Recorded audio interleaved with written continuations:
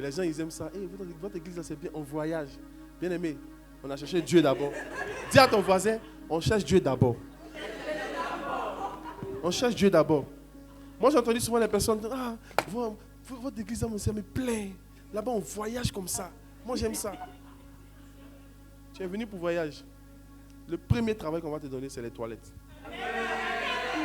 Si tu rentres dans une assemblée pour des mauvaises intentions, il faut que le responsable de l'église arrive à captiver tes intentions pour te donner quelque chose qui va te briser.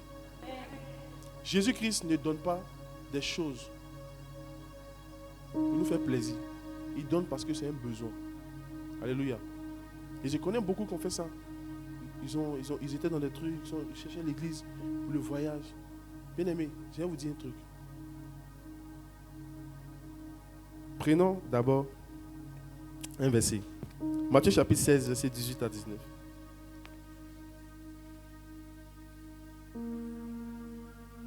Matthieu chapitre 16, verset 18 à 19.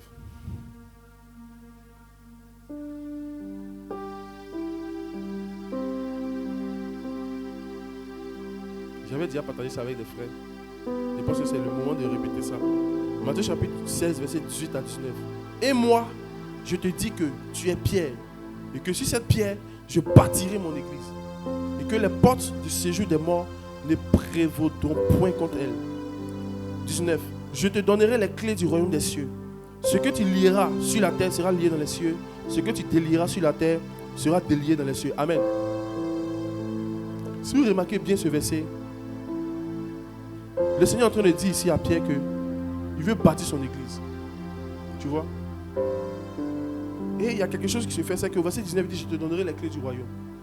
En vérité, la vision première de Dieu est de bâtir l'église.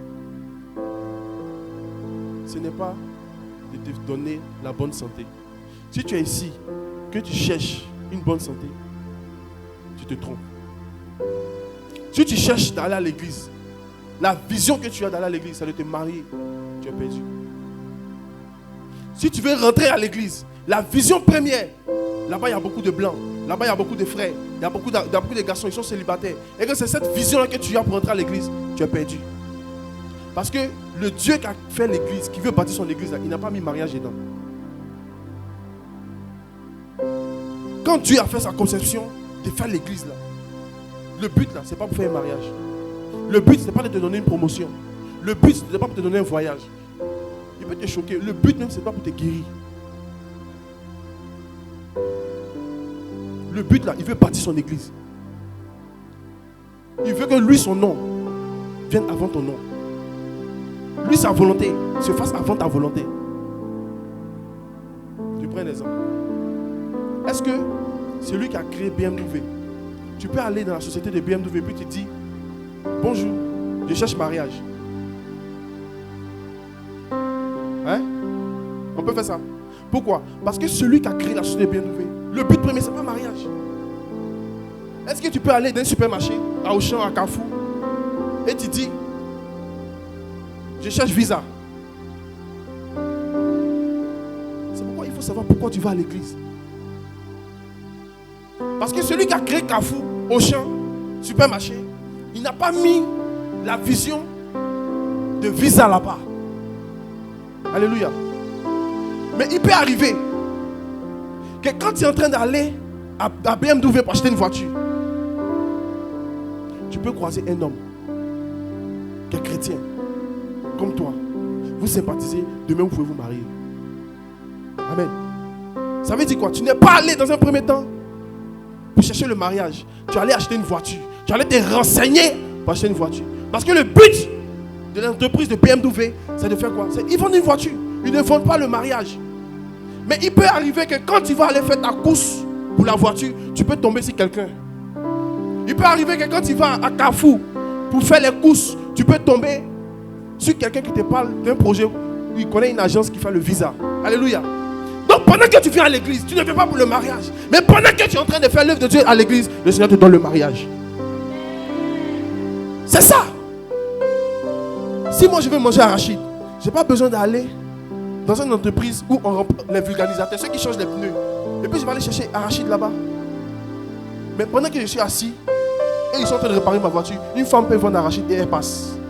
Ah, madame, s'il vous plaît, je peux avoir un peu d'arachide. Pourquoi? Parce que j'étais venu réparer ma voiture et j'ai vu quelqu'un passer. Donc, pendant que tu es en train de faire l'œuvre de Dieu, Dieu peut permettre des grâces qui passent. Et il te donne. Mais sinon, sa vision première, c'est pas ça. Avec les enfants, vous avez compris. Mais qu'est-ce que Dieu a fait dans l'église? Le verset 19, il dit quoi? Je te donnerai les clés du royaume. Donc, le but pour lequel tu viens à l'église, c'est pour avoir les clés. Le but pour lequel tu viens à l'église, Dieu veut te donner les clés. Donc, l'église devient une agence de distribution de clés. Mais quelles clés? Si tu es quitté à l'église aujourd'hui, tu es allé à la maison et que tu n'as pas une clé, c'est inutile ce que tu as fait ici. Amen. Si tu es quitté, et même dans mon message que je suis en train de prêcher, je ne m'arrange pas à vous donner des clés, mon message est inutile. Et si dans le message il y a des clés qui sont en train d'être distribuées, partagées, et que tu ne t'arranges pas à même te lever, prendre une clé, ta venue ici est inutile. C'est pourquoi souvent vous pouvez trouver des chrétiens dans beaucoup de trucs qui nous auront. Ce n'est pas un problème de trucs, c'est un problème de clés. Il y a un frère qui me disait une fois, on s'amusait, parce que la vie était un peu difficile à Cocody, à l'université. On nous a dit que l'école est la clé de la vie, c'est ça? Et il disait que on est parti à l'école, maintenant ils ont changé la serrure. On a dit l'école est la clé de la vie. On a fait master 1, master 2. Maintenant on est arrivé, on veut ouvrir la porte. Ils ont changé la serrure. Alléluia. Pareil pour la vie spirituelle. Pour avoir accès à ce que Dieu a prévu pour ta vie, il y a des clés que tu dois avoir. Donc le but pour lequel vous voyez beaucoup d'églises qui sont implantées, ce n'est pas d'entrer là-bas pour dire que je vais faire ce que je veux. Non. C'est de venir prendre une clé. Dis à ton voisin, tu cherches quelle clé?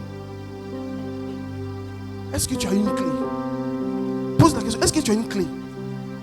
Il dit, je te donnerai les clés. Les clés du royaume des cieux. Parce que s'il te donne ce qu'il y a dans le royaume des cieux, ça sera insuffisant pour toi. Donc il préfère que toi-même tu aies ta clé. Moi je me rappelle quand on était un peu plus jeune, on aimait beaucoup sortir. Voici ma tante qui est là. On aimait beaucoup sortir. Donc souvent on fermait la porte derrière nous. C'était chaud. Donc tu es obligé d'appeler ta soeur, appeler quelqu'un, aller prendre la clé. Et la tante a dit, quand vous allez avoir le bac, on va vous donner la clé. Il faut voir comment on souriait. Parce que celui qui a la clé a la possibilité d'entrer. Alléluia. Dieu ne va pas entrer à ta place. Il va te montrer la porte. Il va te montrer la serrure. Mais qu'est-ce qu'il fait? Il te donne une clé. Et c'est toi d'utiliser la clé pour ouvrir la porte. C'est ça l'église. C'est pourquoi il a bâti l'église. Pour le mariage, il te donne une clé. Il ne va pas te dire non, telle personne, il faut te marier avec. Il te donne une clé. Comment se préparer? Pour réussir tes études, il te donne une clé. Pour faire telle chose, il te donne une clé. Pour utiliser les dons spirituels, il te donne une clé. C'est des clés. Donc, quand vous partez à l'église, voyez l'église comme serrurier. On appelle ça quoi? Ceux qui font les clés, c'est quoi? Serrurier. Serrurier. C'est ça. L'église est une serrurerie. Ou serrurier. Amen. L'église est un dépôt, un endroit où on fabrique les clés. Et chacun vient, il cherche la clé qui correspond à sa porte. Il y a des portes où tu veux entrer, où je veux entrer. On a besoin de clés. Et qu'est-ce qu'il va faire? Il va dire, ce que tu lieras sur la terre sera lié dans les cieux. Ce que tu délieras sur la terre sera délié dans les cieux. Quelle puissance! Donc en réalité, tu comprends qu'en lisant ce verset, même sans être allé à l'école, tu feras des choses extraordinaires. Sans avoir un grand diplôme, tu peux croiser les gens qui ont un grand diplôme dans ce monde. Sans avoir une grande position, parce que tu as une clé. Comment faire pour devenir manager? Comment faire pour entrer dans ce système? Comment faire? La Bible donne les clés. Et c'est à toi de prendre la clé et d'ouvrir la porte. La vie chrétienne, c'est une vie de clés. Donc si tu ne rentres pas dans une certaine type de porte, c'est parce que tu n'as pas encore la clé. Et la clé se donne soit par la prédication, quand tu lis les Écritures. Moi, je ne savais pas parler en public. C'est dans l'église. J'ai appris à parler en public. C'est une clé.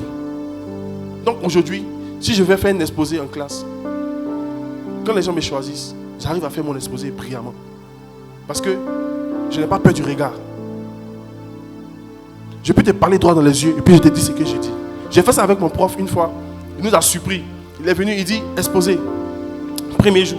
Il dit, il veut discerner en nous la capacité de prendre la parole en public. S'il savait. Il dit, prenez n'importe quel sujet que vous voulez. Les autres, quand ils prennent, quand vous exposez souvent, tu es obligé de te tourner. Non, tu expliques. Moi, j'ai pris mon sujet, puis je lui parlais. Je parlais à la classe comme si j'étais en train de vous prêcher. Il dit, la seule chose qui l'a choqué, j'ai fait la différence entre les autres. Parce que moi, je maîtrisais mon sujet. Et puis, je parlais aux gens. Je l'ai appris où? À l'église. Pourquoi? L'église m'a donné une clé. Juste ça, s'il avait une entreprise, il allait me prendre. Donc quand tu donnes un poste à l'église, c'est une clé que tu es en train d'avoir pour ouvrir des portes dans le monde séculier. Est-ce qu'on peut acclamer la parole de Dieu? Donc la capacité à lier et à délier vient de ta capacité à recevoir des clés. Si tu veux lier et délier des choses sur cette terre, c'est ta capacité à recevoir des clés. Et aussi à savoir utiliser la clé. Et souvent, nous sommes dans une situation où il y a beaucoup de trousseaux de clés devant nous. On ne sait pas quelle clé prendre. On ne sait pas quelle clé prendre. Vous voyez les prisonniers là.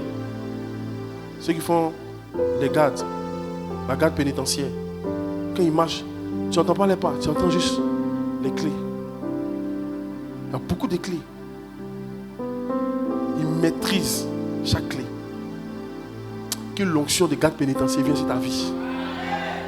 Avant d'aller à la porte, tu sais c'est quelle clé qu'il faut utiliser.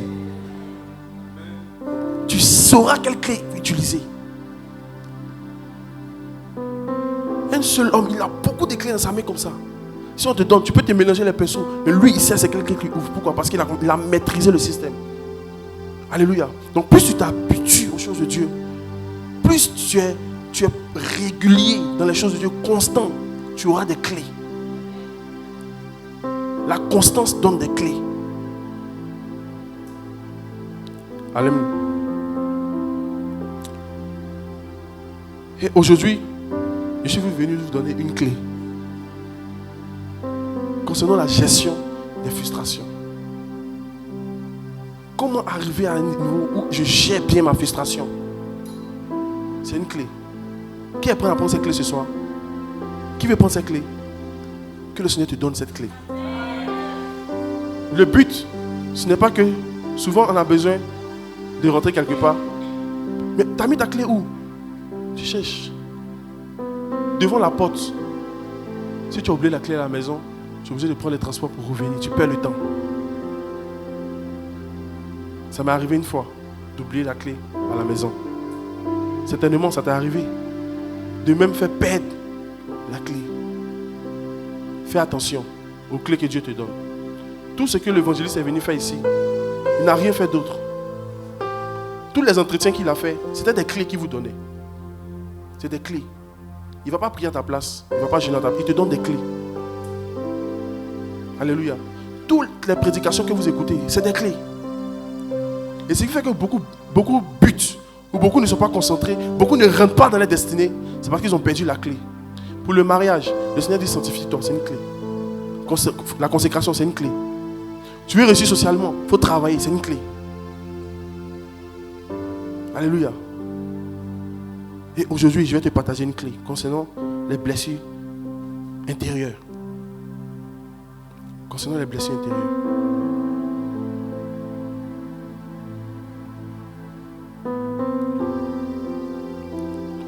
Est-ce que vous êtes avec moi? Tout homme, toute femme qui vit sur cette terre a des blessures intérieures. Qui est sans blessure? Qui est sans blessure intérieure? Personne. Les blessures sont très importantes. C'est pourquoi même quand Christ est ressuscité, il a essuyé son visage. Il s'est lavé au ciel. Il a pris son bain céleste, son Nivea céleste. Il a gardé une seule chose, les blessures. Il a lavé tout son visage, il a lavé son vêtement, mais une seule chose qu'il a gardé, les plaies. Les plaies. Pourquoi? Pour montrer aux hommes qu'il est ressuscité. Alléluia. Un homme qui n'atteint pas un niveau de blessure, tu ne pourras pas avoir des preuves de ta résurrection. Un homme qui n'a pas les marques des blessures ne pourra pas prouver aux hommes les preuves de sa résurrection.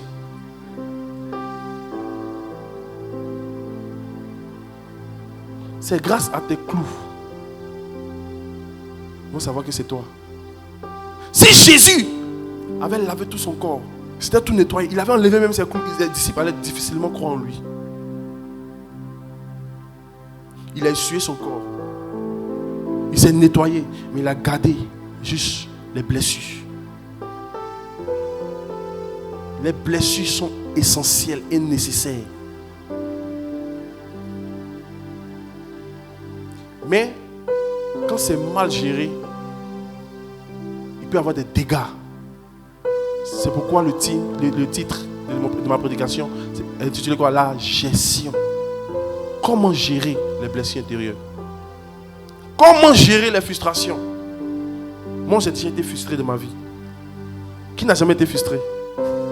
Qui a déjà été frustré? Est-ce que tu peux acclamer le Seigneur pour toi? Est-ce que tu peux dire, Seigneur, je te bénis à cause de la frustration que j'ai reçue?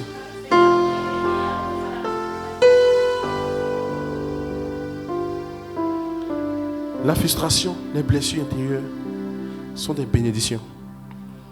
J'ai fait des recherches et j'ai vu que la blessure intérieure est douloureuse. Car la personne se sent rejetée et ne se sent pas en train d'exister. L'origine, c'est quoi? L'origine peut être rattachée à son enfance. Il y a beaucoup de personnes qui ont des blessures lorsque cela a été causé dans leur enfance. La colère fréquente des personnes qui les entourent.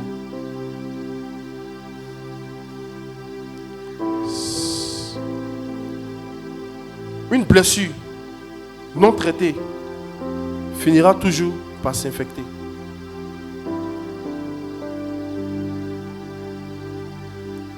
Je m'explique. Si vous regardez bien mon visage, vous allez voir qu'ici, il y a une marque. Ceux qui sont proches de moi, vous remarquez, il y a une marque, n'est-ce pas? C'est une blessure. Mais aujourd'hui, quand je touche, je ne sens plus rien. Vous voyez? Peut-être il y a des endroits comme ça sur vos corps. Quand tu touches, tu ne sens plus rien. Mais il y a des endroits où, quand tu touches, ça te fait mal. Voici les marques. Si j'explique à mes amis que je me suis battu, quelle preuve que j'ai? Voici les marques. Ça prouve mon banditisme que j'avais. Je me suis battu et le gars il m'a mordu. À cause du football. À cause du football. Je supportais une équipe, il supportait une autre équipe. J'étais arrêté à côté de lui. Son équipe menait. J'étais pas content. Et il faisait ses pieds, il balançait ses pieds. Il dit, si tu balances ses pieds, tu tapes. Il ne m'a pas écouté, il balançait ses pieds. Donc en même temps, on a commencé à se bagarrer. Et donc je l'ai serré. Et il m'a fait tomber par terre. Vous savez, celui qui tombe par terre risque de perdre la bataille. Donc pour ne pas perdre, j'étais obligé de le serrer. Et en le serrant, j'ai tellement serré son cou Il commençait à être étouffé et il m'a mordu. Donc c'est quand il m'a mordu que j'ai pu. Mais dès que je l'ai laissé, il a pris un caillou. Parce que mon visage était à découvert. Il y a un grand frère qui a enlevé le caillou dans sa main. Sinon aujourd'hui, vous allez voir que mon visage était défiguré.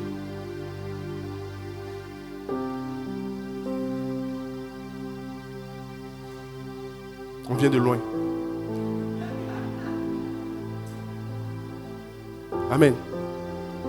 Les blessures, une fois qu'elles se sont entretenues, au final, elles finissent par s'infecter où tu sens des douleurs.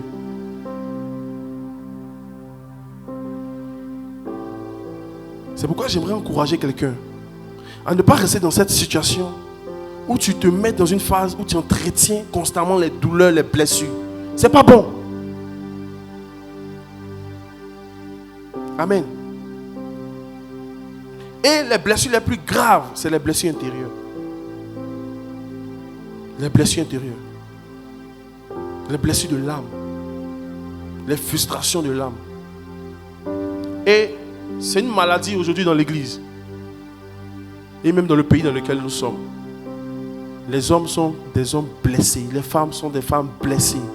Blessées par le père, blessées par la mère, blessées par son compagnon, blessées par l'école, blessées par le système. Même le système nous blesse.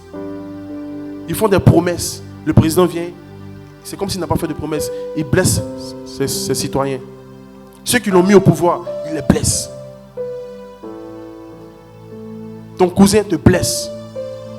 Tes parents te blessent. Tes propres enfants te blessent, te frustrent. Amen. Une situation que tu voulais faire, tu n'as pas pu faire. Tu as été frustré. Tu voulais peut-être parler à l'évangéliste, il n'a pas pu parler avec toi. Ça t'a frustré.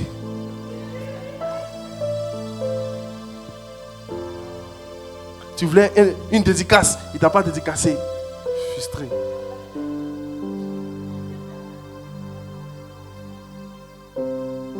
Tu voulais voir le président, tu voulais voir tel responsable, tu voulais voir telle soeur, tu n'as pas pu. Frustration. La frustration vient souvent par l'opposition. Des choses qui sont dans nos cœurs.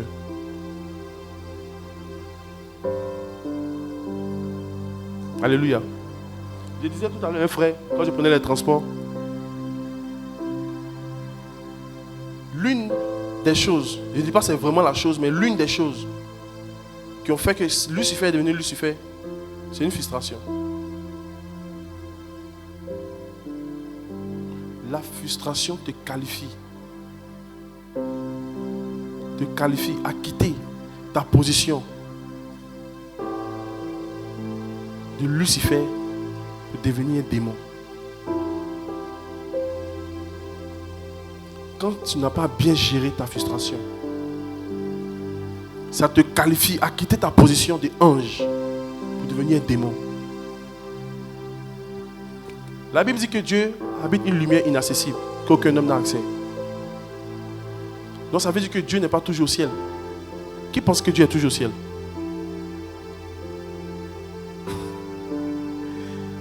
Avant que Dieu crée le ciel et la terre, Dieu était où? Au commencement, on dit Dieu crée le ciel et la terre, non? Mais dans Jean chapitre 1, verset 1, on dit au commencement était la parole. La parole était Dieu. Amen. Donc Dieu a existé avant le commencement. N'est-ce pas? Il était où? Il était où? Au-dessus des eaux, comment? Les eaux n'existaient pas. Dieu était où? Lui seul sait. C'est le plus grand mystère. C'est le plus grand mystère. Et on saura quand on sera. Mais la Bible nous donne des indices. Qu'il habitait des lumières. On dit quoi? Inaccessible. Donc c'est lui seul qui avait la clé. Cette clé-là, Dieu ne donne pas ça à tout le monde. Je suis désolé de te l'annoncer. Tu n'auras pas cette clé. C'est quand nous allons au ciel, quand on va avoir cette clé. Amen. Il peut te donner beaucoup de clés, mais cette clé, il garde ça pour lui. Au ciel, il va nous expliquer. Et c'est pourquoi dans l'Apocalypse, quand vous voyez souvent les visions que Jean avait, il pouvait voir sur le trône des formes, des apparences. Et puis souvent, des présences. Et il peut aussi avoir des absences. La Bible dit, les 24 vieillards, ils jettent quoi? La couronne, n'est-ce pas? C'est-à-dire que quand ils voyaient une manifestation de Dieu, ils jetaient la couronne. Et quand ils ne voyaient pas, ils faisaient quoi? La couronne était toujours sur la tête. Donc ils ont fini de jeter là. Quand tu as fini de te prosterner là, lève-toi. Va à l'église, va à la maison, va travailler. Hein? Quand tu as fini de pleurer là, va ranger ta vie. Quand tu as fini de pleurer là, prends la clé là pour aller arranger la situation. Alléluia. Donc quand ils finissaient de voir la gloire de Dieu, ils prenaient la couronne. Quand ils voient encore une autre gloire, ils se prosternent. Quand ils voient encore une autre face, ils se prosternent. Quand ils voient une gloire, ils se prosternent. Pour dire que Dieu n'était pas toujours au ciel. Donc Lucifer, qui était proche de Dieu, c'est que Dieu lui-même qui n'est jamais présent. On ne le voit jamais. Il donne des ordres seulement. La majorité d'entre nous, on attaque Lucifer, mais peut-être qu'on allait faire pire. L'absence, souvent, des choses qu'on veut faire ou des personnes qu'on veut voir, crée en nous une certaine frustration.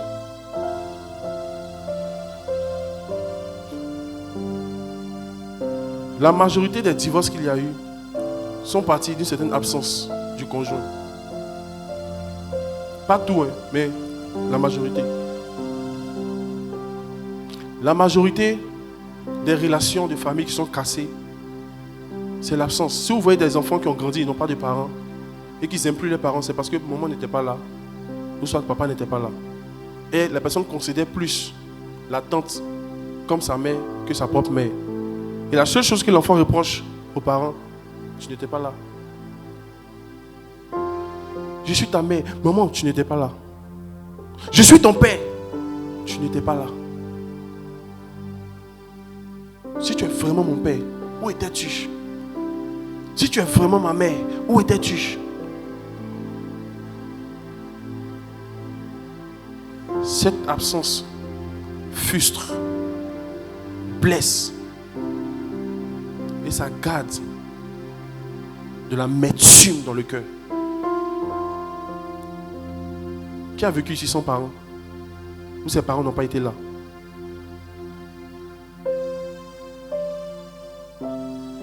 Ça blesse ou ça blesse pas?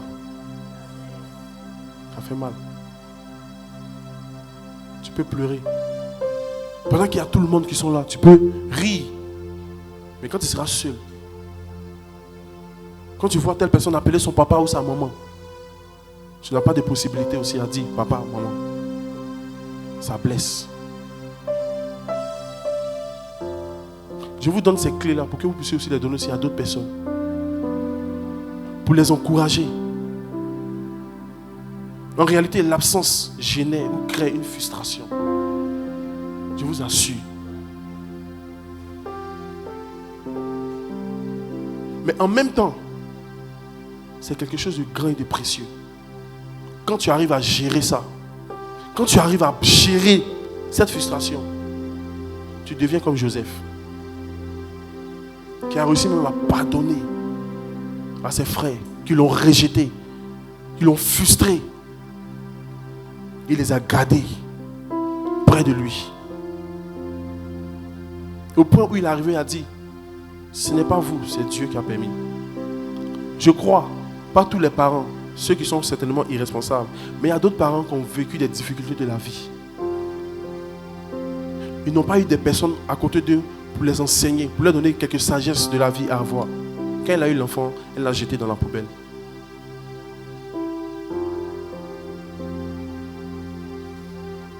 Et certainement, cet enfant qui est concerné par ça, quand il va grandir, et si cet enfant a été éduqué par une autre personne, une autre famille, le jour que son parent se présente, l'enfant risque de rejeter son parent. Tu étais où, maman? Tu étais où, papa? Tu m'as laissé ici en Europe. Je connais une soeur. Ses parents, ils vivaient. Son papa était ancien magistrat. Il touchait même des pensions. Lui, sa femme, ils se sont arrangés à envoyer l'enfant en Europe sans s'occuper de l'enfant. Mis seulement l'enfant dans les bras des inconnus. Et la fille n'a pas réussi à gérer cette frustration. Sa vie est passée de pas à trépas. Elle est devenue déformée par la société. Amen. Jeunesse.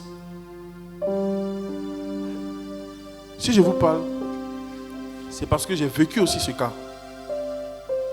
J'ai été éduqué, élevé par ma mère, par des tuteurs et par ma famille maternelle et paternelle, mais pas par mon père. Je n'ai pas connu mon père. Et quand je voyais souvent des enfants avec le papa, moi je ne pouvais pas. Et je n'arrivais même pas à voir une personne. Quand je vois souvent les gens dire papa, papa, papa, je n'arrivais pas. Dans ma tête, ce n'est pas mon papa. Et cette frustration, si elle n'est pas bien gérée, pourquoi je dis ça? Je dis ça parce qu'il y a des personnes ici, le Seigneur va vous envoyer à prendre soin des orphelins. Le Seigneur va vous connecter. Et peut-être même le Seigneur est en train de le faire. Il va vous connecter à des personnes qui ont ce type de frustration. Et lorsque cette frustration n'est pas bien entretenue, ils deviennent des gangsters. Elles deviennent des prostituées. Ils deviennent des microbes de la société. Alléluia. La gestion des blessures intérieures. Et moi, c'est le Seigneur qui m'a fait grâce. Il m'a connecté à une bonne famille qui ont su me canaliser, qui ont su m'aider. Toi qui n'as pas connu tes parents, toi qui n'as pas connu ton père ou ta mère, même si la personne est décédée, là encore tu préfères. Mais surtout quand la personne elle vit et puis la personne t'ignore, ça fait mal. Ça blesse et ça frustre. Amen. Mais il faut apprendre à gérer cette frustration. Pourquoi je dis ça? Parce que si tu ne gères pas cette frustration, l'enfant que tu auras, tu vas répéter les mêmes choses. Tu ne vas pas avoir l'amour pour aimer ton enfant. Tu ne vas pas avoir l'amour parce que tu n'as pas reçu l'amour comme on aime un enfant de tes parents. Tu n'as pas reçu de modèle. Et il y a beaucoup souvent qui vivent une vie d'indépendance. Ils sont beaucoup autonomes. Remarquez bien, les gens qui sont beaucoup autonomes, qui ne dépendent de personne. Moi, j'étais comme ça. Je peux faire ma vie seul. Je n'ai pas besoin d'aide. Mais ça arrivé suite à une déformation d'une frustration. Non, je peux faire. Non, t'inquiète pas. Non, laisse-moi, mais je vais faire. Non, ça va. Non, ça va. Non, ça va, je peux faire. Parce que la personne, le frère ou la soeur, a appris à gérer ses problèmes seul. Et quand la personne rentre dans la communion fraternelle, la personne n'aime pas qu'on l'aide. Ça peut passer pour... La personne peut se faire passer pour l'amour. Non, j'aide pour l'amour, j'aide parce que je vais aimer. Je peux m'oublier pour les autres. Il y a beaucoup, vous avez vécu avec vos parents. Il y a un type d'amour que vous n'avez pas reçu. Vous ne pouvez pas le manifester. Maintenant, il faut que le Seigneur vienne pour briser ça. Pour vous donner une clé. La majorité des filles qui n'ont pas connu leur père ou qui ont dénigré leur père, qu'est-ce qu'elles font? Elles finissent par confier tout leur amour à un homme. Et si cet homme n'a pas l'amour de Dieu, elle a stocké dans son cœur, ou bien le monsieur, il a stocké dans son cœur l'amour. Vous savez que l'amour grandit. L'amour grandit. Même deux personnes qui s'aiment, ils ne vont pas s'aimer comme la première fois. Quand ils vont se voir au début, ils vont commencer à rire. C'est un amour qui fait que tu ris. Ah, ça va, je t'aime. Ah. Et j'ai étudié le mot amour. Si vous séparez les deux lettres, A et mou, A là, ça veut dire sourire, joie. J'avais partagé ça chez Adjé. Tu te rappelles, non? Vous ne regardez pas. Vous dites que vous êtes mes brebis, mais vous n'écoutez pas mes enseignements. Les brebis entendent ma voix. Est-ce que les brebis sont là? L'enseignement est là, il va faire ressortir ça. Je suis parti rechercher la signification du mot amour. Et ils ont décortiqué. Ah, ça veut dire joie, souris. Donc c'est pourquoi quand deux personnes s'aiment au début, ils rient beaucoup. Mais pourquoi tu me regardes? Ils s'appellent beaucoup. Petite chose, ils rient. Elle rit. Oh, regarde tes cheveux. Oh, c'est joli. Ah, merci. Petite tasse. La personne rit. Mais arrivé un moment, ça devient mou. Ah, plus mou. C'est un niveau maintenant où l'amour là devient mature. Quand la personne te regarde, le même regard que la personne avait, tu commences maintenant à te contrôler. Ah, qu'est-ce qu'il y a? Qu'est-ce qu'il y a? Il y a quoi? Je me suis mal habillé. Ah, ça te plaît pas ma façon de faire? Ah, tu es triste, je te sens bizarre. Non, l'amour est en train de devenir vieux. Amen. L'amour est en train de devenir mature. Et quand tu ne comprends pas ça, ça c'est une clé si on te donne à quelqu'un. Surtout les sœurs, c'est une clé. C'est une clé qu'il vous donne. Le jour que tu vas voir que peut-être monsieur ou bien le frère qui t'a fait une proposition, il n'est plus dans cette dimension d'amour souris, d'amour rit, passion. Tu vas te dire non, il ne t'aime pas. Non, il t'aime. Mais sauf que l'amour a eu de l'âge. Amen. Il commence à se maîtriser. Alléluia. Et la personne commence à faire les choses calmement. Donc quand je disais, l'amour grandit. Mais souvent, l'amour grandit quoi? Un enfant grandit quand toutes les conditions sont mises devant la personne. Mais une fille qui a grandi sans l'amour de son père ou de sa mère, un homme qui a grandi sans l'amour de son père ou de sa mère, mets-le devant une relation amoureuse. Tu vas voir les dégâts qui vont suivre. La personne aura un caractère capricieux. Capricieux. Et ils vont dire quoi? Non, c'est les femmes. Non, ce n'est pas les femmes. Quand l'homme fait quelque chose, la personne cherche toujours un bouc émissaire. Rebecca n'était pas comme ça. Sarah n'était pas comme ça. Les femmes dans les Écritures n'étaient pas comme ça. Non, ce n'est pas les femmes. C'est une déformation émotionnelle due à une frustration. Une déformation émotionnelle due à une frustration. Et c'est l'homme qui doit gérer tout ça. Si c'est l'homme, si c'est la femme qui doit gérer ça. Et vous donnez, tu vois, regarde, si tu es là, que tu n'es pas encore rentré dans le mariage, prends cette clé. C'est pour toi. Prends cette clé. C'est pour toi. Travaille. Sinon, tu vas épuiser émotionnellement ton homme ou ta femme. La vie déjà épuise. Tu vas encore venir épuiser émotionnellement une personne. Ça sera compliqué. Même la destinée que Dieu a prévue pour vous, vous n'allez pas aller loin. Amen. La frustration. La personne, le frère a emmagasiné son enfance. Il n'a pas pu exprimer son enfance. La soeur a emmagasiné son enfance à cause de l'absence de son père ou de sa mère. Et quand la personne croise une figure masculine, une figure féminine, ça sort. Ça sort. Et si l'autre aussi en face de toi était un enfant, un mariage qui ressemble à deux enfants qui sont à la maternelle.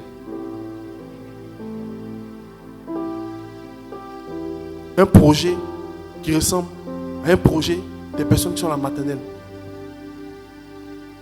C'est pourquoi les gens aiment dire le mariage c'est beaucoup spirituel et c'est pour des personnes matures qui ont réussi ou qui réussissent à gérer leur frustration.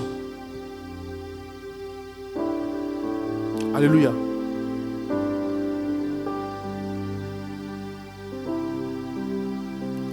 Les 7 blessures de l'âme. Lorsque j'ai fait des recherches dans les Écritures, j'ai vu 7.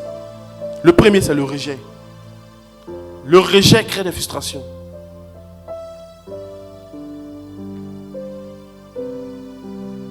Je ne sais pas si je dois vous dire ce témoignage, je ne sais pas si c'est... Mais on va pas mettre sur Internet. Hein? On va pas mettre sur Internet. On va couper cette partie. Avant, je priais. J'étais à la maison. J'étais sorti fraîchement du catholicisme.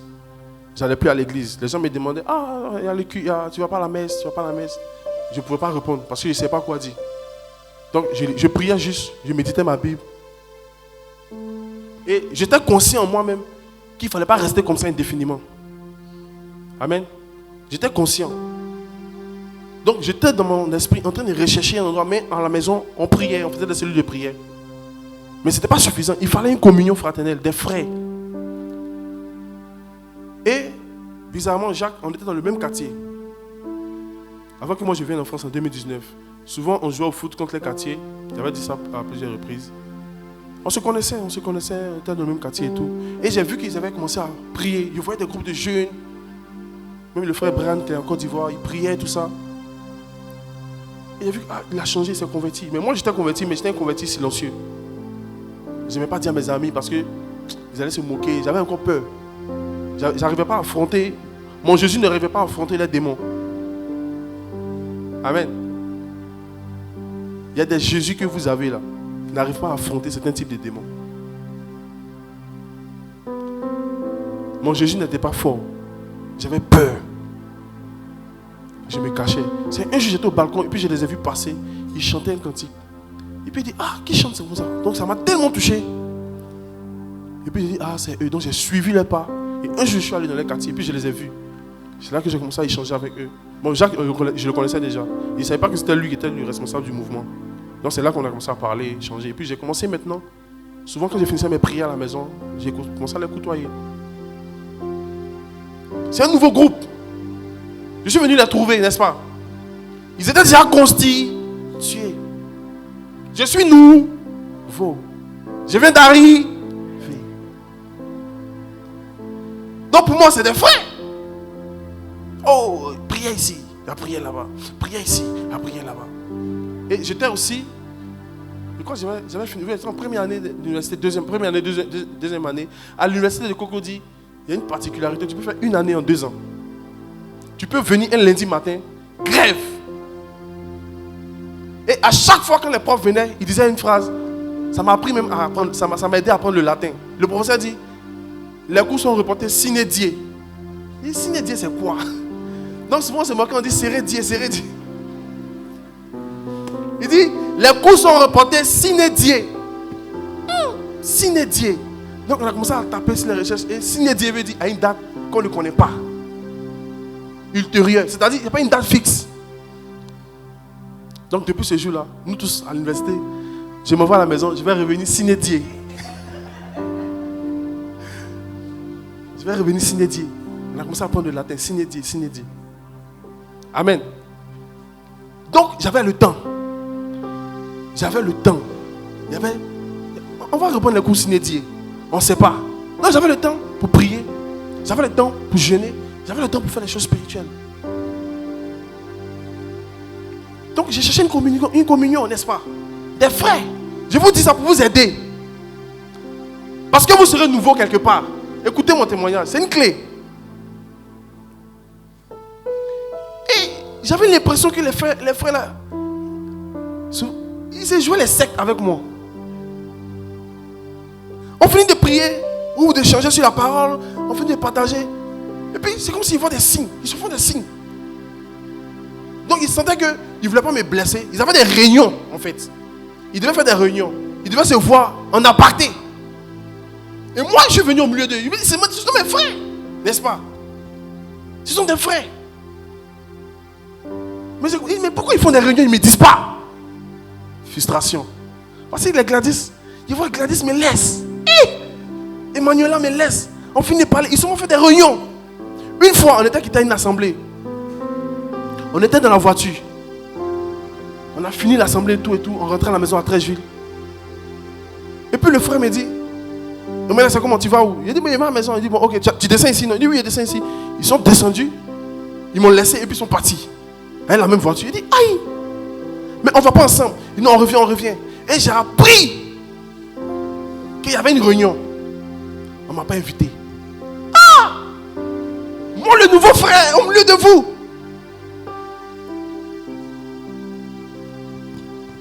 Quand c'est comme ça, quand tu n'arrives pas à gérer ça, tu peux prendre la route Sinédier. Tu peux quitter la communion. Il y a beaucoup qui quittent la communion fraternelle Sinédier. Ils ne te donnent pas une date. Ils prennent des retraites Sinédier. Retraite Sinédier. Sinédier, c'est en latin. À une date ultérieure. On ne donne pas de date. Non, frère, non, j'ai pris un temps. Non, je suis en train de prendre un temps pour le moment. Mais frère Emmanuel, ça va? Non, frère, franchement, le Seigneur me parle ces temps-ci. Je prends un temps. Je suis dans un moment. Actuellement, je suis dans un moment. Je vais vous revenir. Frustration.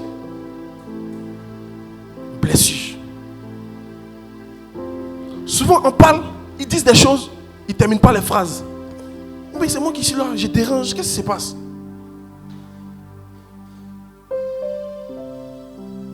Alléluia. Je peux voir une soeur. On est dans le même quartier. On est dans le même quartier. Je vois la soeur Inès qui passe. Ah, c'est comment? Hey, Emmanuel, ça va? Ça va? Ah, tu vas où? Non, je vais voir Jacques. Ah, ok, d'accord. Ah, je m'apprête, je viens. Elle dit non, faut attendre. Aïe, c'est pas la communion fraternelle. Depuis qu'on fuit les frères. Non, faut attendre. On s'en fait quelque chose. Frustration. Je vous dis ça parce que vous serez nouveau. Et même tu peux venir ici à l'église, tu seras nouveau. Tu peux voir des gens s'éclater pour faire une réunion. Mais on ne m'appelle pas. Mais pourquoi on ne m'a pas appelé? Pourquoi on m'a mis de côté? La frustration. Il faut apprendre à gérer ça. Alléluia. Il faut apprendre à gérer la frustration. La frustration ne connaît pas ton âge. Tu peux avoir 15 ans, 25 ans, 35 ans, tu seras frustré. Ah, ils ont mis ça de côté. Et au début, quand on a commencé cette œuvre, pareil, la frustration. Si je vais voir tel frère ou telle soeur, ah, ils sont rassemblés, ils ne m'ont pas dit. Frustration. Ce n'est pas parce que la personne veut forcément se rassembler avec vous, mais c'est le cœur. Arrivé un moment, David a vu que son cœur devenait bizarre, son âme devenait bizarre. Il s'est arrêté, non, et puis il a dit, hey, mon âme, bénis le Seigneur. Bénis le Seigneur. Son âme devait bénir le Seigneur. Mais c'est quand on lit souvent les versets, on oublie souvent le contexte historique. Le contexte historique nous rappelle les réalités. Quand David était en train de prier, vous voyez les chants qu'il donnait à Dieu. C'est parce qu'il était dans une situation difficile et compliquée.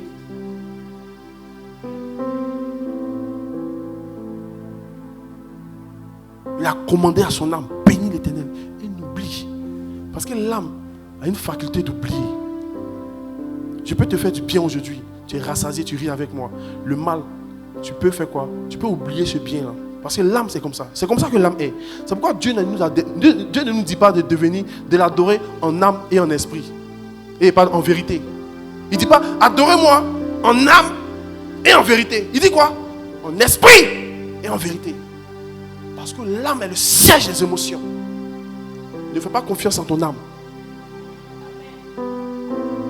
Ton âme était perdue. Que sert-il alors de gagner le monde? C'est pour perdre son âme. Mais il n'y a plus à Dieu qu'un sauveur, Jésus-Christ de Nazareth, est venu sauver notre âme. Le péché là, c'est ton âme qui te conduisait. Tu étais conduit par les désirs de ton âme. Bien-aimé, ne fais pas confiance à ce que tu sens. Vous qui voulez vous mettre en projet de mariage, vous voulez même être marié, ne faites pas confiance à ce que vous sentez. Souvent les hommes, une fois je dis à une soeur, mais tu es dur envers le frère. Mais la façon dont tu es dur envers le frère, tu n'es pas comme ça envers Dieu. Pourquoi? Parce que Dieu se comporte souvent comme ça avec toi. Dieu répond toujours à tes prières? Non. Dieu te donne l'argent? Non. Mais pourquoi si un enfant de quelqu'un ne t'a pas donné l'argent, regarde comment tu le traites. Si la soeur n'a pas souri avec toi, regarde comment tu la traites. C'est pourquoi celui qui veut rentrer dans les mariages doit s'asseoir et puis calculer les dépenses. Quand on dit calculer les dépenses, parce qu'on a dit calcul, tu penses que c'est calculatrice. Comme on a dit calcul, tu penses que c'est l'argent. Ce n'est pas l'argent, c'est tes émotions. Je suis pasteur. Si la femme avec qui je dois marcher, elle n'est pas enseignée sur ces choses, elle peut fatiguer mon ministère. Pourquoi? Une soeur, par exemple, peut m'approcher. Frère et soeur, je vais te parler. On peut se mettre à côté. Si elle est jalouse, elle gâte le ministère. Donc, quand vous voulez vous marier, sachez choisir. C'est une clé. Je vous donne une clé.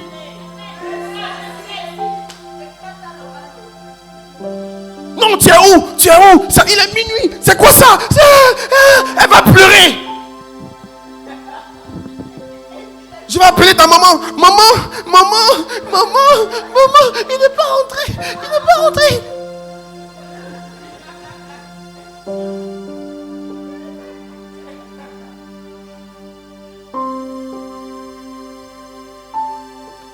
Vous voulez choisir votre femme? Ne choisissez pas dans l'âme et en vérité, mais en esprit et en vérité. Vous adorerez Dieu en esprit et en vérité. Il faut que ce soit une femme spirituelle. Spirituelle. Si une personne vient comme ça, la personne te donne une grosse enveloppe. Homme de Dieu, vraiment, je veux bénir ton ministère. Elle a arrêté les pieds, regarde comme ça. Regarde comme ça. À la fin, j'ai vu l'enveloppe. J'ai vu l'enveloppe. J'ai vu l'enveloppe. J'ai vu. On t'a donné. C'est quoi? Qui t'a donné? Qui t'a donné? Cette soeur-là, je la supporte pas. Je la supporte pas.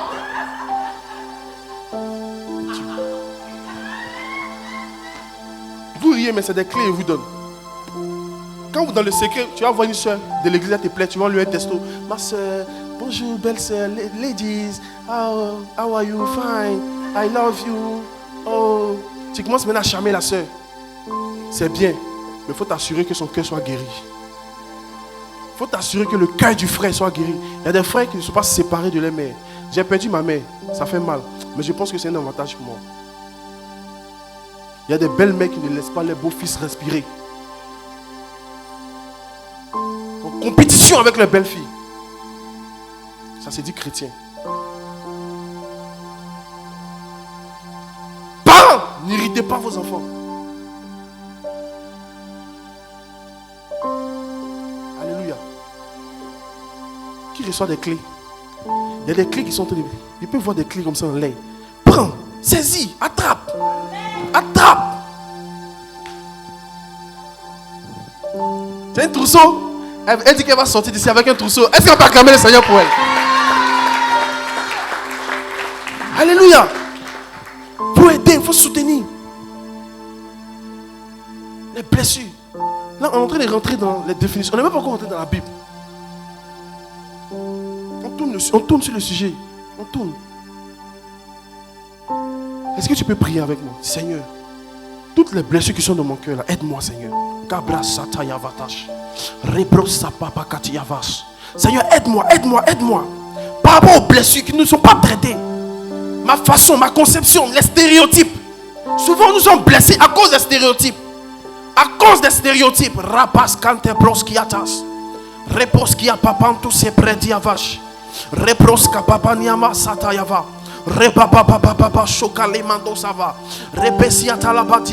Seigneur, aide-moi.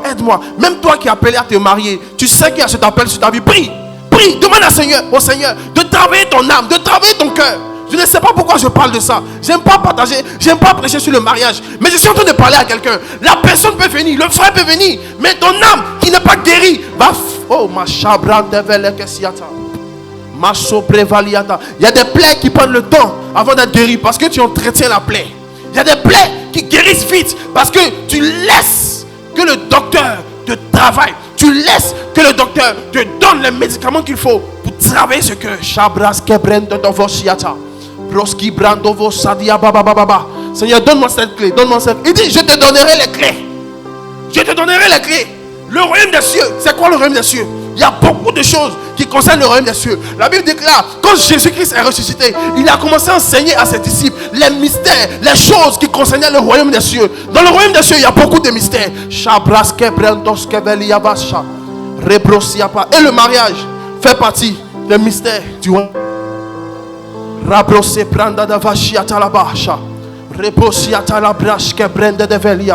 Même dans notre relation avec Christ, il y a un niveau de l'enfance où Paul a dit, j'ai abandonné ce qui était de l'enfance.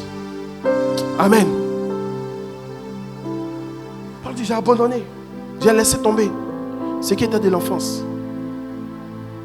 J'ai abandonné ce qui était de l'enfance. J'ai abandonné ce qui était de l'enfance. Jardin des brebis. Si le CFC a décidé de te confier les armes qu'ils gagnent, c'est parce qu'ils ont vu en toi une certaine petite enfance qui est morte. Que tu commences à devenir mature. On ne donne pas la vie des gens à des personnes qui sont immatures. C'est parce que tu as une maturité. C'est parce que tu as une capacité en toi. Et tu peux le faire. Tu peux le faire. Ne dis pas que tu ne peux pas. Tu peux. Tu peux. Il y a d'autres qui disent non, mais si je ne parle pas, comment je vais faire pour vider ce que je ressens? C'est à Jésus que tu dois le faire ça. Ce n'est pas sur un homme. Dis à ton voisin, je ne suis pas ta poubelle. Non. Non, tu es mon mari. Souvent on entend ça les soeurs là. Souvent même les frères qui ne sont pas bien en famille. Non, tu es ma femme. C'est sur toi que si elle ne fait pas ça sur toi, elle fait ça sur qui? Quoi? C'est Jésus-Christ qui a porté notre fardeau. C'est pas elle. C'est pas lui. Si elle ne fait pas ça sur toi, elle fait ça sur qui? C'est moi qui dois recevoir tes poubelles. Refuse d'être une poubelle. Amen. Refuse d'être une poubelle. Refuse d'être une poubelle. Refuse d'être une poubelle. Et ça ne fait pas avancer le royaume des cieux. Ça ne fait pas avancer le royaume des cieux. Les blessures, maltraitées. Et je continue dans le témoignage. Les frères continuaient les rassemblements. Il n'y avait pas WhatsApp à l'époque. Si, il y avait, mais ce n'était pas développé comme maintenant. On peut faire des groupes. Mais là, je vais venir. Je voyais des réunions. Arrivé un moment, j'étais proche d'un frère. Quand le frère vient, il se met à côté, il est au téléphone. Il parle des choses. Il dit des noms. Après, il reste silencieux. Frère. Je vous dis ça parce que je suis passé par ça. Il y a des personnes, si vous êtes là, vous voyez tout. Ah, la soeur, elle parle avec le pasteur. Elle parle, mais est-ce qu'on ne m'a pas appelé? Ah, franchement, il le voit, elle est partie avec Xavier. Ah, franchement, il y a quelque chose qui se fait. Ils ne m'ont pas convié. Oh, ceux-là, quand ils viennent dans l'église, ah, c'est comme ça qu'ils traitent les nouveaux. Non, bien aimé. Même au ciel. Jean-Baptiste, il dit Jean-Baptiste, Jean, l'apôtre, a pleuré. Quand il a vu qu'il n'y avait personne qui pouvait lire le livre. Les anciens disent, bienvenue. Bienvenue. Il a pleuré. Parce que dans son entendement, personne n'était digne. Mais eux, ils savaient qui était digne. Donc quand tu es nouveau, tu as l'impression de connaître tout. J'aimerais dire aussi quelque chose à quelqu'un. Quand tu viens dans une nouvelle assemblée, dans un nouveau truc, va vers les responsables. Parce que souvent, dans l'église, il y a les marchands du temple. Les marchands des âmes. Si vous voyez que j'ai grandi dans ma foi, tous les groupes où je me suis rapproché, j'ai appris à me soumettre à comment allait le fonctionnement. J'ai appris à aller vers les responsables. Il y a beaucoup, vous êtes là. Comme vous voyez, le Saint-Esprit saisit quelqu'un, la personne prophétise net. Ah, lui c'est un prophète. Ah, ok. Là, quand tu viens t'asseoir, tu localises ceux qui ont les antennes prophétiques. Ah, ok. Ah, d'accord. L'onction est là-bas. Ok. La soeur, elle prophétise plus. Ok, d'accord. Le pasteur, lui, ne fait qu'enseigner. Il enseigne seulement. Moi, je suis fatigué de ça. J'ai besoin d'une localisation. J'ai besoin d'un entretien prophétique. J'ai besoin de ça. Donc, quand je vais finir, j'allais voir la soeur, j'allais voir le frère. Souvent, le pasteur peut prêcher. Ah, je vois, l'onction de Dieu est sur ta vie. L'onction de Dieu est sur ta vie. Le Seigneur va donner des conseils. Tu vas conseiller les gens. Ah, la soeur, elle a l'esprit de conseil. À la fin du culte, tu vas l'approcher, elle va me conseiller. Ta mort. Tu es en train d'aller vers ça comme ça. Alléluia. Quand tu viens dans une assemblée, quand tu viens dans un travail, dans une entreprise, évite de te rassembler avec les gens qui ne sont pas proches de tes responsables. Dans tous les domaines de ta vie. Vous allez dans une maison. Je ne vais pas laisser à quelqu'un. Je dis souvent ici, je suis un pasteur prophétique enseignant. Et quand j'enseigne et que je dis quelque chose, mon client n'est pas loin de moi. Mon client est là. Quand il rentre dans une maison, et qu'il y a une autorité dans cette maison, rapproche-toi de la personne pour prendre les informations. Si vous voyez Esther qui a réussi à avoir accès au mariage avec le roi, c'est parce qu'elle a prêté ses oreilles à Mardochée. Mardochée était l'ancien qui était à la porte. Alléluia. Sinon, il y a des gens qui vont venir, ils vont te donner des cartes de visite. Ouais, je suis prophète, j'habite chez les chambres en Élysée. Alors, si tu veux, je vais te consulter. Tu ne parles pas avec le responsable de l'église. Tu dis non, il y a reçu un prophète dans l'église. Il m'a donné une carte. C'est le corps du Christ. Oh, c'est le corps du Christ. Quand tu vas avoir des problèmes, le restaurant où tu es invité, vous avez mangé, et puis tu as fait selfie, va expliquer ça au responsable du restaurant. Amen. Vous êtes en couple à l'église, vous vous cachez, vous ne dites pas aux gens. Et que vous allez faire vos choses devant la Seine et la manne. Comme c'est l'été, devant les poissons de la manne, allez régler vos problèmes. Alléluia. Je parle à quelqu'un. Pourquoi je dis ça? Je dis ça parce que beaucoup ne connaissent pas les clés de ce royaume-là. Et c'est ce que j'ai fait. Quand j'ai compris cette réalité, souvent même, je l'ai fait moi-même de façon délibérée, parce que souvent aussi, ça relève aussi d'une bonne éducation. Tu rentres dans une maison, on t'héberge. Peut-être que c'est X ou Y qui connaît la personne. Ah, comme tu es en Europe là, il y a ma fille qui arrive, vraiment essaie. Et tu viens dans la maison. Tu ne cherches pas à te rapprocher de la maman de la maison, du papa de la maison. Et tu vois des personnes, par exemple, qui sont rebelles au papa et la maman de la maison. Tu t'associes à eux. C'est ta malédiction que tu as tirée sur ta vie. Tu vas au travail, les gens critiquent ton patron. Et tu t'associes à eux. Tu ne vas pas vers ton patron. C'est une malédiction que tu as tirée sur ton milieu professionnel. Tu vas à l'église. Tu ne te rapproches pas des responsables. Et tu vas vers les personnes qui ne sont pas proches des responsables, qui critiquent beaucoup les responsables. C'est ta malédiction que tu es en train de prophétiser sur ta vie. Ce n'est pas une affaire de spiritualité, c'est une affaire de les réalités de la vie. Je vous donnerai les clés.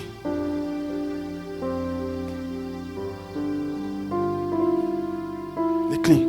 Ah maman, comment vous faites pour payer les factures ici? Ah maman, tu te prêtes les oreilles aux cousins éloignés de la famille. Ah la tante là c'est comme ça elle est. Ah la tante là c'est comme ça elle est. Ah le tonton c'est comme ça elle est. Tonton là non, moi j'ai quitté la maison. Hein. Et puis toi aussi tu commences à prêter oreille à ça. Ça t'enveloppe. Et puis tu commences à voir la tante d'une certaine manière. Tu commences à voir le tonton d'une certaine manière.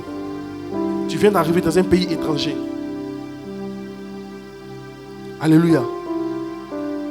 Que le Seigneur nous aide. Parce que ce que tu es en train de faire, ou tu vas faire à cette famille, on te fera. La mesure avec laquelle tu mesures, avec laquelle on va te mesurer aussi. Tu seras mesuré. Même si la personne est un dictateur. Comme je disais à un frère, quand le Seigneur a dit, soyez soumis aux autorités. Que toute autorité vient de Dieu. Ce n'est pas l'homme. Ce n'est pas la femme. Ce n'est pas le président George Bush. Ce n'est pas lui. Quand la Bible dit soyez soumis à toute autorité, et toute autorité vient de Dieu, c'est l'institution. Je ne sais pas si vous comprenez. L'institution, c'est ça qu'il faut respecter. Quand la Bible dit honore ton père et ta mère, ce n'est pas papa physiquement. Sinon ton père, il y a beaucoup là, les parents sont des sorciers. Alléluia. Ce n'est pas ça forcément. C'est l'institution là, que Dieu a mis. C'est ce qu'il faut respecter. Même au travail. Quand vous travaillez, la Bible dit travaillez comme étant pour le Seigneur. Ce n'est pas ton patron. À l'église, on te donne une tâche. Travaille comme pour le Seigneur. Ce n'est pas forcément pour raconter responsable. Alléluia. C'est pour le Seigneur. Tout ce que vous faites, faites-le comme pour le Seigneur. Et c'est quand j'ai commencé à... Au début, ça me frustrait. J'étais blessé. On échange ensemble. Après, tu vois, les frères, ils disparaissent. Ils sont dans... Et puis, un jour même, je les ai surpris. J'étais en train de me promener au quartier. On était dans le même quartier. Et puis, je marchais comme ça. Et puis, j'ai trouvé un kiosque. Ils étaient en train de manger. Moi, j'ai faim. Mes frères en Christ, ils ne m'ont pas appelé pour dire on est là. Alléluia. On finit le culte. Le frère ou la soeur, on va le manger au restaurant. On va le manger au restaurant. Maintenant, peut-être quelqu'un passe. Et puis tu entends. Je vous assure, toutes les fois que vous entendez ces choses, ce n'est pas parce que Dieu veut vous choquer. C'est parce que Dieu vous fait grandir. Alléluia. Et quand quelqu'un ne veut pas grandir, quand il entend ça, il déverrouille son téléphone. Allô? C'est ce que j'ai vu au culte aujourd'hui. La sœur X, le frère Y sont les manger au restaurant. Toujours ils nous saluent. La paix du Christ. C'est la paix là qu'elle a. Moi j'étais dit, ton église, tu m'as envoyé là. Fais attention, hein. Fais attention. On dit la communion fraternelle, non? Ça, c'est une communion fraternelle. Tu ne sais pas. Tu ne sais pas. Dis à ton voisin, tu ne sais pas que tu ne sais pas. Tu ne sais pas. Alléluia. Et quand tu seras en train de te comporter comme ça, tu vas te faire remarquer négativement. Remarquez quelqu'un qui boude beaucoup, il se fait remarquer négativement. Et le Seigneur, pour te travailler, il va faire que ces personnes-là continuent ça encore. Continue. Tant que tu n'as pas réussi la formation de ce stade-là. Et moi, comme j'ai réussi ça, le Seigneur m'a fait passer un certain niveau. Au point où même des personnes qui sont avec eux là ne reçoivent pas des informations que moi je reçois. Ce n'est pas une quête d'information. Ce n'est pas une quête de béret dans l'église. Moi je vais être proche du pasteur. Comme ça, quand l'information sort, quand c'est vrai, j'ai ça avant tout le monde.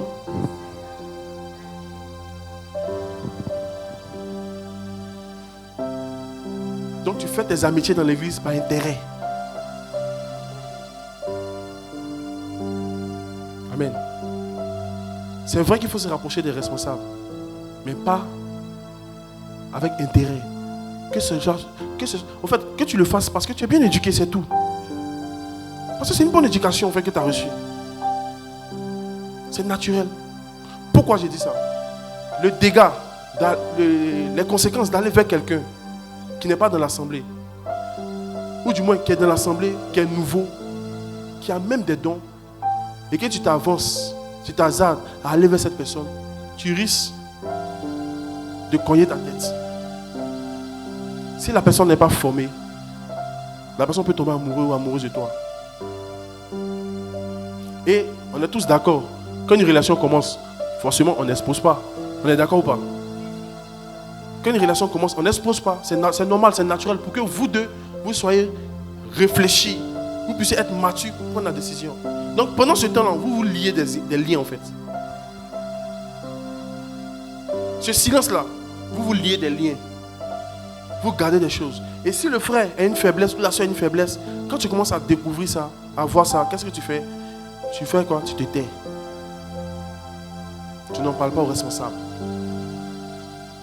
Et demain, ça se casse. Et tu as quoi? Tu n'as même pas encore 30 ans. Tu as déjà eu 5 expériences de relation dans l'église.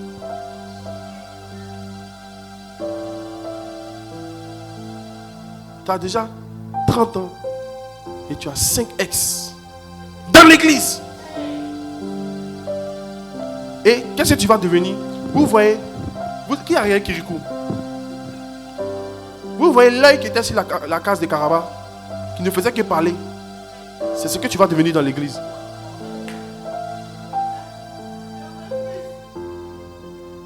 Une soeur va venir, le frère va la prendre. Il faut faire attention. Fais attention, fais attention, fais attention. Le frère, fais attention, fais attention. La soeur, faites attention, la soeur.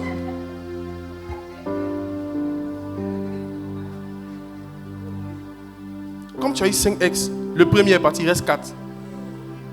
Ou la première est partie, il reste 4. Un autre encore va venir. Faites attention, tu vas faire comme ça. On dit quoi? La caravane passe, les chiens.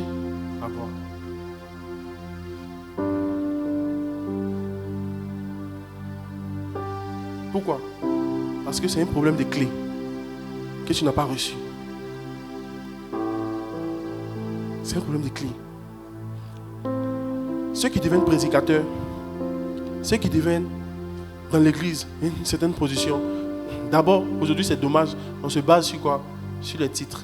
On se base sur ce que la personne peut apporter à l'église. On ne se base pas sur la spiritualité. Mais sinon, en réalité, ceux qui doivent prendre les postes dans l'église, c'est les gens qui ont capitalisé, qui ont maximisé un certain type de clés. C'est les gens qui sont devenus, arrivé à un moment, des gardes pénitentiaires spirituels. Quand ils marchent comme ça, tu n'entends pas ses pas, tu entends les clés. C'est les clés qui annoncent ta venue. Alléluia. Je donnerai des clés. Il n'a pas dit je donnerai la clé. Des clés. Il dit les clés, les clés. Ils ont mis S à la fin, les clés. Il y a des clés pour ta vie. Saisis cette clé. Alléluia. Et Dieu a fait cela avec son Fils, Jésus-Christ. Est-ce que vous savez que Jésus-Christ a été le premier frustré? Le premier frustré de l'humanité. Les 7 blessures de l'âme, le rejet, l'abandon, l'humiliation, la trahison, l'injustice, l'impuissance, l'insécurité. Pourtant la Bible va nous dire que l'agneau a été immolé avant la fondation du monde. Le Fils, Jésus-Christ, a été immolé. Et quand on regarde les 7 blessures de l'âme, on parle de quoi? Le rejet. Dans l'immolation, il y a le rejet. Ses frères l'ont rejeté. Crucifiez-le! Crucifiez-le! Crucifiez-le! Je suis sûr même que ceux qui ont mangé le pain, ils n'ont pas enseigné à leurs enfants que le monsieur que vous voyez là, c'est lui qui nous a nourris. Et quand les enfants ont grandi, ils ont commencé à indexer aussi Jésus. Crucifiez-le! Crucifiez-le! Crucifiez-le! L'abandon. La Bible dit quoi? Il était abandonné. Humiliation. Il a été humilié. Trahison. On l'a trahi. L'injustice. Il a subi l'injustice. L'impuissance. Il était dans une situation d'impuissance. Au point où Hérode même voulait commander à sa vie. Il a dit, hey, tu ne sais pas de quel royaume que je suis. Hein? Mon père peut commander à des anges de venir tout de suite. Mais Jésus-Christ était dans une situation d'impuissance. L'insécurité. Il n'était pas dans une atmosphère de sécurité. On peut tirer son habit, on lui donne des coups et puis on dit devine qui t'a tapé. Tu dis tu vois, tu es un voyant. Jésus voyant. Jésus voyant. Tu vois. On lui chiffre. Devine qui t'a tapé. Devine. Vous voyez souvent les jeux. Quand on fait souvent sur les réseaux sociaux, on te tape et puis on dit il faut trouver la personne qui t'a tapé. Vous voyez les jeux sur les TikTok, les réseaux là. Ça vient de là, de l'origine. Ça vient de l'histoire avec Jésus. On te gifle et puis on dit devine qui t'a giflé. Tu vois, tu es un voyant. Frustration. Amen. On va continuer sur ce sujet la semaine prochaine. Est-ce que quelqu'un a été béni? Est-ce que tu peux prier avec moi? Seigneur, aide-moi à gérer la frustration. Aide-moi à gérer la frustration au nom de Jésus.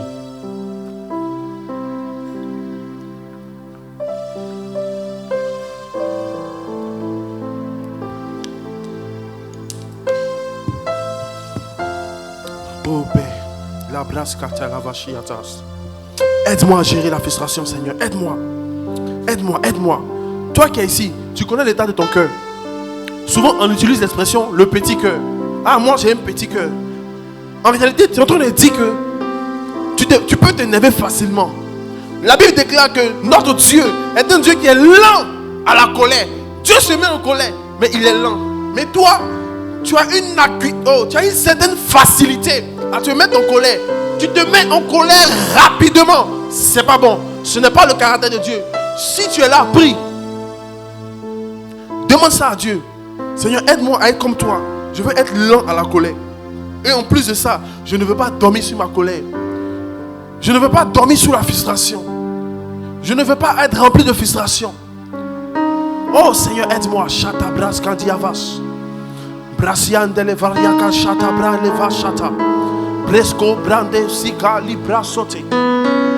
Oh Père, aide-moi, aide-moi, aide-moi, aide-moi, aide-moi, aide-moi, aide-moi, aide-moi, aide-moi. Oh Seigneur, aide-moi. Chata ya papa pacha. Repa papa papa da chaté.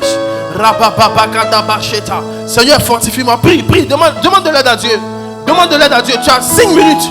Tu as 5 minutes pour crier à son secours. Tu as 5 minutes pour crier à son secours. Viens contrôler mes émotions. Mes émotions. Seigneur, quand je suis sous pression, quand je suis dans une atmosphère de sous-pression, je peux m'énerver, je peux être frustré, je peux dire des paroles. Tu me connais, tu te connais que nous-mêmes. Tu te connais. Tu sais ce qui peut t'énerver. Quand il y a une forme de pression qui arrive, tu sais dans quel état ton cœur peut se retrouver. Tu connais la disposition de ton cœur. Bien aimé, Jésus-Christ était sous pression, mais il a gardé la parole. Il était sous pression, il a gardé la parole. Il était sous pression, il a gardé la parole. On avait l'impression que tout était fait pour l'énerver. Lui qui était roi, on l'a emmené devant les rois de cette terre, devant les rois de ce monde, qui était sous pression. Le Dieu qui était sous pression. Mais il n'a pas abandonné. Il n'a pas abandonné. Il n'a pas abandonné. Il n'a pas abandonné. Si il y a une situation de pression qui arrive dans ta vie et que tu te mets en colère, il y a un souci. Demande à Dieu, aide-moi. Aide-moi. Je vais être lent à la colère. Capapos. Les brandos que prendi valia machatayata. Oh Seigneur Père. Oh Seigneur Jésus. Aide-nous papa. Aide-nous papa. Oh Jésus-Christ. Aide-nous. Aide-nous. Oh Seigneur. Aide-nous papa. Aide-nous. Viens nous aider. Oh mon Père, mon Père, mon Père, mon Père. Aide-moi. Si tu sais que tu es appelé au mariage, prie, prie, prie. Prie pour avoir un cœur restauré. Prie qu'il y ait un cœur qui pardonne même avant que tu reçois l'offense. Même avant qu'on te crucifie. Jésus-Christ avait déjà pardonné. Jésus-Christ avait déjà pardonné à ceux qui l'ont offensé. Même avant d'aller à la croix, Jésus-Christ avait déjà pardonné. Pourquoi? Parce que le but pour lequel il allait à la croix, c'est pour le pardon des péchés. Il avait accepté de pardonner avant même qu'on le sutte. Il avait accepté de pardonner. C'est pourquoi il est venu dans le monde. Il avait accepté de pardonner. C'est pourquoi il a grandi dans ce monde. Il avait déjà accepté de pardonner. Bien aimé, je vous dis, avant la croix, Jésus avait accepté de pardonner. Tu peux accepter d'avoir un cœur qui pardonne avant même de recevoir les frustrations, avant même de recevoir l'offense. C'est un cœur qu'un chrétien, disciple de Jésus, doit avoir. Tu ne dois pas manager avec cela. Tu ne dois pas manager avec cela. Si tu as blessé quelqu'un, si à cause de toi, une famille a été blessée, si à cause de toi, une femme a été blessée, tu peux te repentir. Tu peux te repentir. Rabaske bleto vasitata. Breske brambo sepalia vakatos. Repepepepepepe. Rapopo shapa. Repebasiata la baba baba boche. Oh Seigneur, aide-moi à me repentir. Aide-moi Seigneur Père. Aide-moi Jésus-Christ. Oh, je veux marcher dans la vérité. Je ne veux pas être, oh Seigneur mon Dieu, quelqu'un qui marche dans la colère. Je veux être lent à la colère. La Bible déclare que toi tu es lent à la colère. Oh, Massi brande le vocha. Je ne veux point marcher dans la ruine, Seigneur mon Dieu Père, de la frustration. Je ne veux pas marcher, oh, dans une énergie négative. Mais je veux marcher dans la vie, dans la paix. Dans la vie, dans la paix, dans la vie, dans la paix. Oh, ma sobreso grabrande de velia. Oh, chabrende de velia sataya bababa. Oh, Père. Oh, Papa. Aïe, aïe, aïe, aïe, aïe. Aïe, aïe, aïe, aïe, aïe, aïe. Oh, ma sabrande de velia, mandele vele, mandele vele. Ramendele velia, dada brandele vele. Oh, chablakaba satayada. Oh, Jésus. Oh, Seigneur. Ah, Shadababa. Eh. Aïe, Abrando, ça va. Aïe, aïe, aïe, aïe. Oh, ça reprend dans la vallée à Machata. Est-ce que tu peux prier? Prie, prie, prie. Dis au Seigneur de t'aider. Toi seul, tu connais ton cœur. Tu sais l'état de ton cœur. Tu sais l'état de ton cœur. Je dirais à mon âme, tu es Dieu de tout. Ma sabra soke branda la vadia vasa. Si les mains se déchaînent, même si je ne comprends pas, même si je ne comprends pas, même si je ne comprends pas, même si je ne comprends pas, même si je ne comprends pas, tu es mon repos, tu es mon repos, tu es mon repos, tu es mon repos, papa liava sakati ataba sata. Est-ce que tu peux lever les mains? Tu Tu peux lever les mains. Tu peux juste lever les mains. Tu peux juste lever les mains. Aïe, va sauter. Alika bra sauter les velia. Et pam pam pam pam pam pam. Qui pampos, qui pampos. Aïe, brasca de braille, va.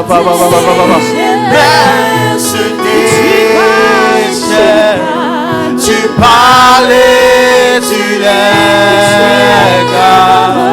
tu es mon repos. Aïe, abrasata, abranda la valia. Oh, chabranda la valia, varia, baba. Oh, chabranda valia, baba. Je te donne mon âme. Je te donne ma vie. Oh, tu es le Dieu de tout, Père. Tu es le Dieu de tout, Jésus-Christ. Merci, la mer se déchaîne. Oh, cette semaine, la frustration peut venir. Prends la clé. Le Seigneur te donne la clé. Le Seigneur te donne la clé. Reçois la clé. La clé.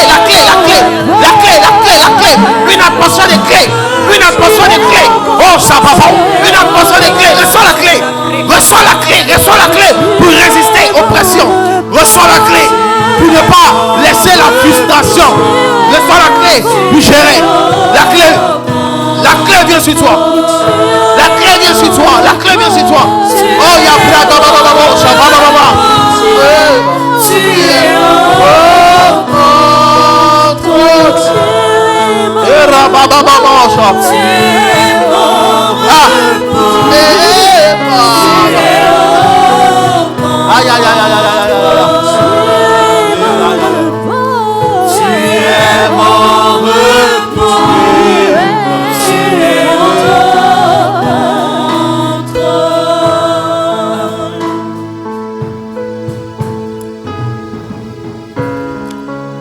Pendant que nous sommes là, l'Esprit veut mettre dans l'esprit de quelqu'un la capacité à résister aux frustrations.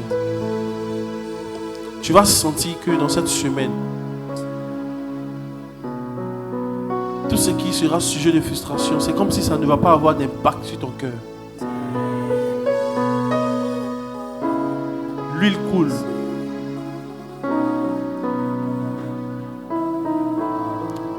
Les anges de Dieu sont dans cette salle. Ils ont été envoyés par Dieu pour nettoyer le cœur. Bien aimé, je peux voir comme une main avec un sopalin qui nettoie. Je vous assure. Une main avec comme un sopalin qui nettoie, qui est en train de nettoyer.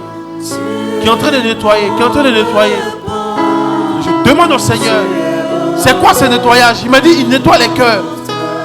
Il nettoie les cœurs pour résister aux frustrations, pour gérer les frustrations.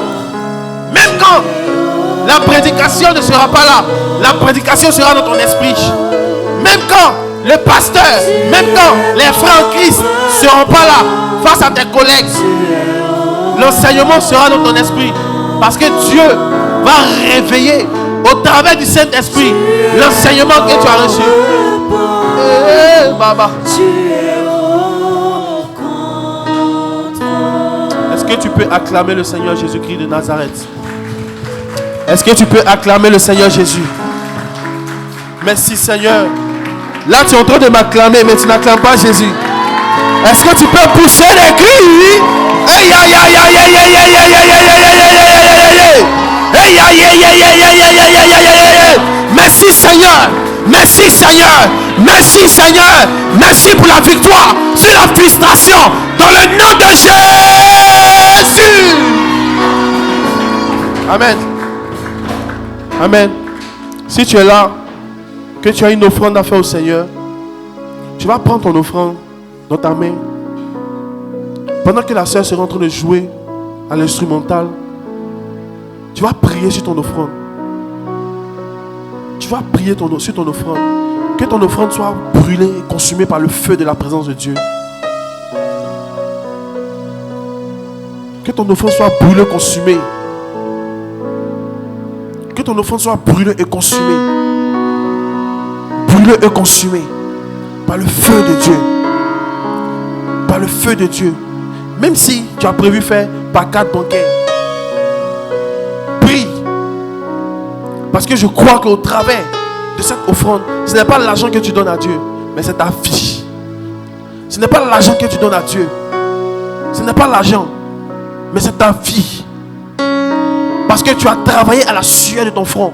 Le travail que tu as fait et que tu as reçu en contrepartie, une portion ne peut pas égaler la sueur que tu as dépensée. L'énergie en âme, l'énergie par ton esprit et par ton intelligence dans ce travail.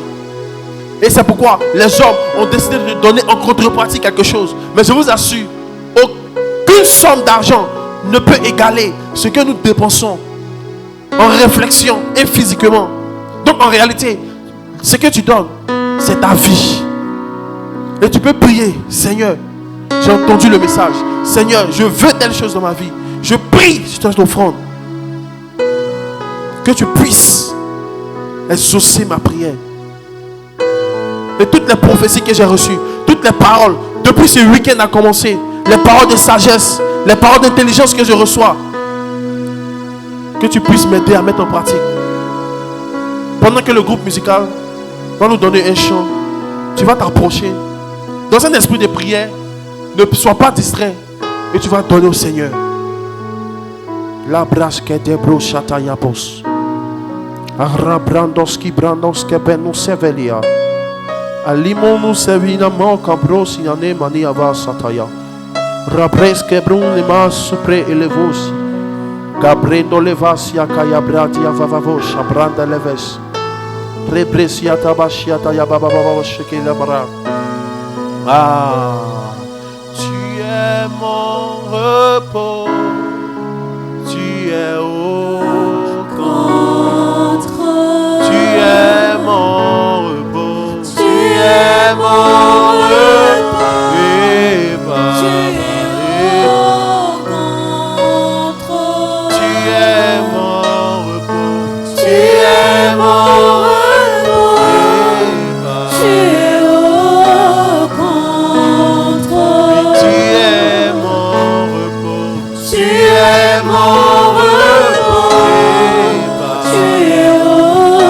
Prendre le Mosiata.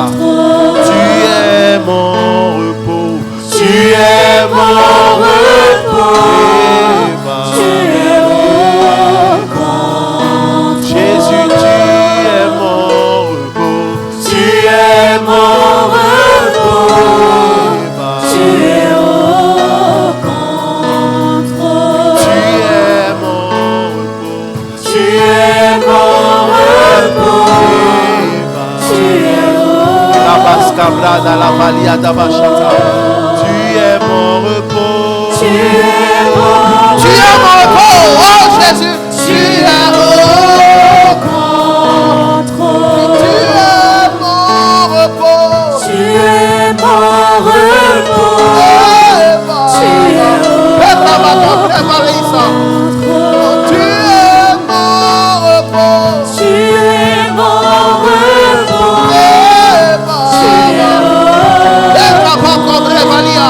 Oh, tu es mon repos. Tu es mon repos. Tu es au contre. Jésus, tu es mon repos. Tu es mon repos. Hey, Abracabo. Hey, Sarama. Jésus, tu es mon repos. Tu es mon repos. Est-ce que tu peux acclamer? Tu es mon repos. Acclame le Seigneur. Tu es mon repos. Jésus, tu es mon repos. Tu es mon repos. Tu es au contre. Amen. On va prier pour la fin et nous allons nous séparer.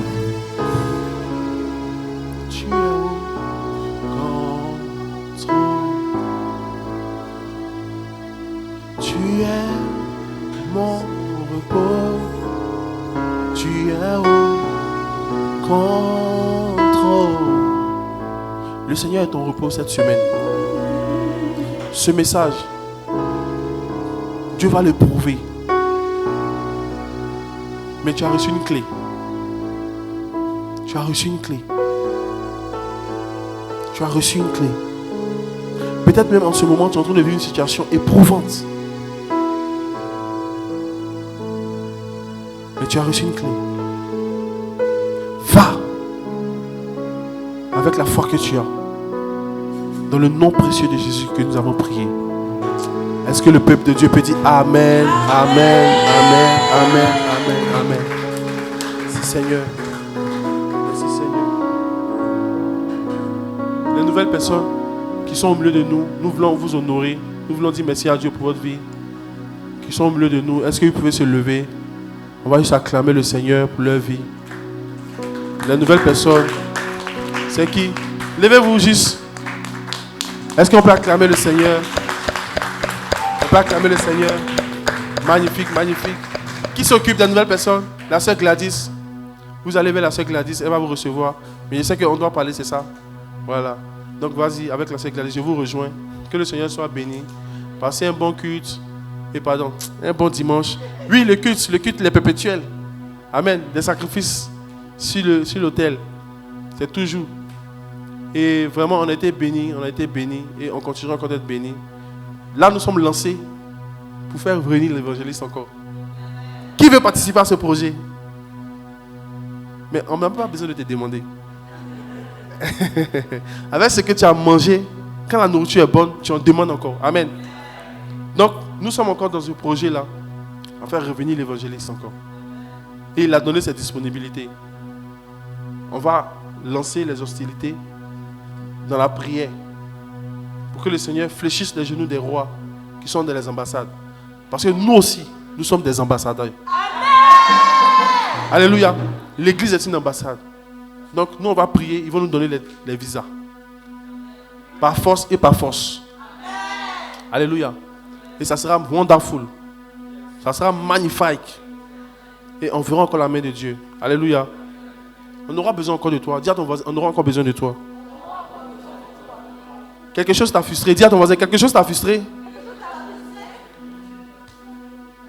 Sois guéri. Sois délivré. On a encore besoin de toi. Dis à ton voisin, fais encore un peu plus. Donne-toi tout entier. Donne-toi tout entier. Amen. Est-ce que tu peux acclamer pour toi-même? Tu étais magnifique. Franchement, tu étais vraiment magnifique. J'ai vu des frères et des sœurs qui n'ont pas, c'est-à-dire qui n'étaient pas, c'était pas leur tâche. C'était pas leur tâche. C'était pas ce qu'ils faisaient à l'église. Et ils étaient naturels dans d'autres tâches. Et ça n'a pas créé des frustrations. Alléluia. Je crois que cela sera ton partage encore. Amen. Et comme j'aime dire aux frères, quand l'évangéliste vient comme ça, je laisse le micro. Je ne suis plus prédicateur. Partout où tu vas, il y a un endroit où tu es toujours enfant. Quand tu rentres dans la maison de tes parents, ton grade de pasteur dépose ça. C'est maman qui est pasteur. C'est papa qui est pasteur. Alléluia. Donc, partout où nous sommes, il y a un niveau où on nous appelle des enfants. Et moi, comme mon père est là, je suis un enfant. Je laisse tout ce qui est prédication. C'est toi qui vas prêcher. Dimanche, il ne voulait pas prêcher. Il a dit, tu vas prêcher. Il va dire quoi? La tête est là, je vais dire quoi? Alléluia. C'est eux, ils prêchent et puis nous, on prend ça pour prêcher. Alléluia. Bientôt, le livre là, je vais prêcher avec ça ici. Amen. Amen. C'est ça. Jésus-Christ parlait de son Père. Au point où les gens disent, tu es un démon. Il parlait tellement de son Père au point où les gens disent que tu es un démon. Amen. Donc, on a besoin, dis à ton voisin, on a encore besoin de toi. On a besoin de ta maison, de ta voiture, de ton permis, de l'eau, pour les âmes. On a besoin, dis à ton voisin, de ton argent. Pour les âmes. Alléluia. Ne regarde pas les chaises vides. Hein. Ne regarde pas les chaises vides. C'est la particularité de JBC, j'en ai des brebis. Et MSA, c'est que le Seigneur nous a fait de nous une église missionnaire. Remarquez, il y a des églises qui commencent sans faire la mission. Vous voyez? Et ça tâtonne. La particularité que Dieu nous a donnée, Dieu a donné un visionnaire qui a une idée de mission.